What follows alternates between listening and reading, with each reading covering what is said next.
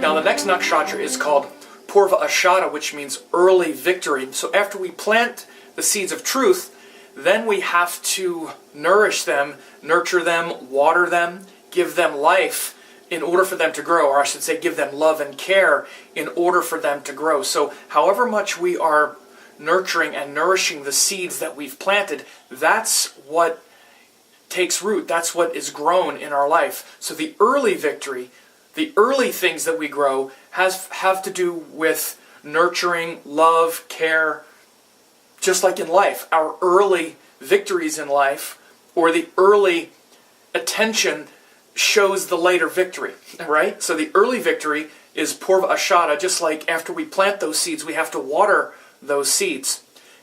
And water is not just related to literally, giving them water, but it's related to giving them love. Water is related to love, nurturing, caring, sustenance. And so the deity of Purva Ashada is Appas, who is the god of the ocean and the sacred water. Again, water is related to love. It's related to, accommodation.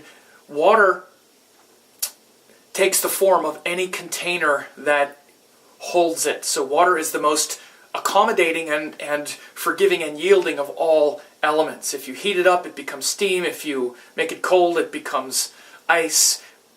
Wherever it's going, it flows into all the nooks and crannies, just like love. Love accommodates everything. So this is a deeply devotional nakshatra. It comes from 1320 of Sagittarius until 2639 of Sagittarius. So it's that second part of Sagittarius, whereas Mula was from 0 to 1319. This is from 1320 to 2640 of Sagittarius. Purva Ashada, early victory. The early victories in life come from how we're nurtured, how we're cared for. And this is symbolized by the ocean of love and beauty.